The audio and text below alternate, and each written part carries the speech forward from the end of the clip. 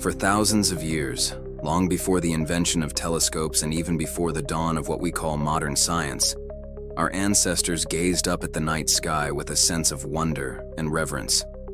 They saw more than just twinkling lights.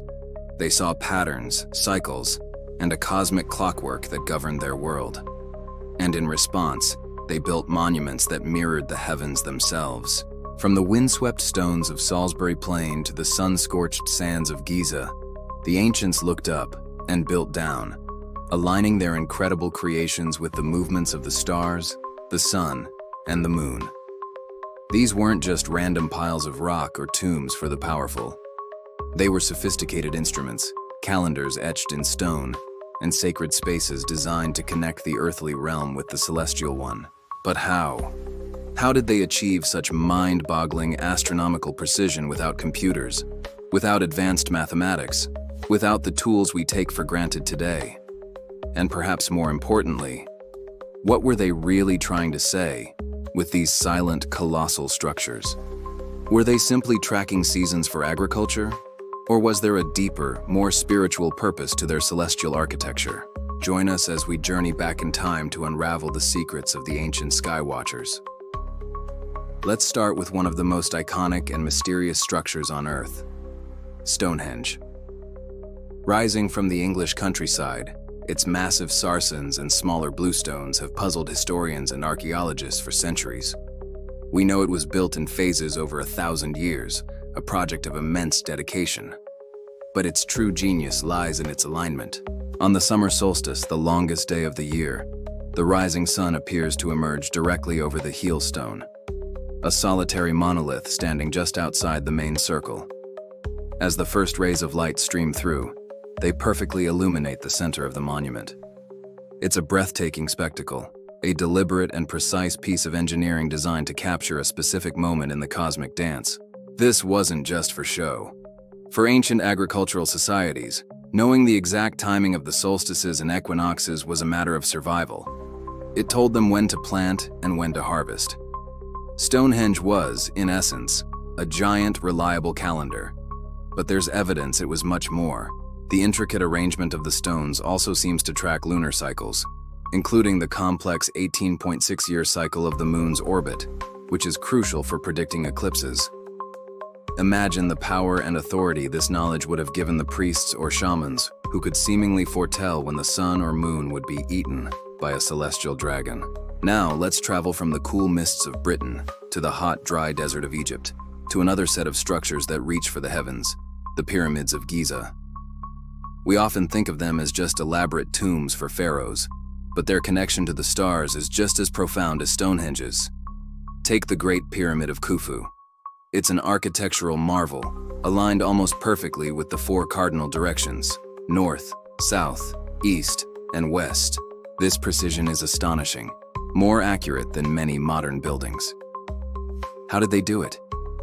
It's believed they used a method called the Indian Circle, or by tracking the shadow of a vertical pole, known as a gnomon, to find true north.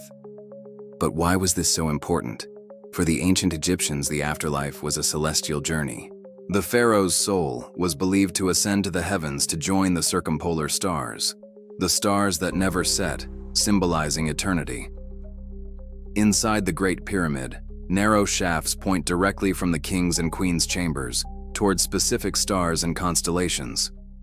For instance, one shaft from the king's chamber pointed towards the belt of Orion, a constellation the Egyptians identified with the god Osiris, the ruler of the underworld and rebirth. Another pointed towards Thuban, which was the North Star at that time. These weren't ventilation shafts, they were star shafts, spiritual pathways designed to guide the pharaoh's soul to its eternal home among the gods. This concept, known as Archaeoastronomy, has opened up a whole new way of understanding ancient civilizations.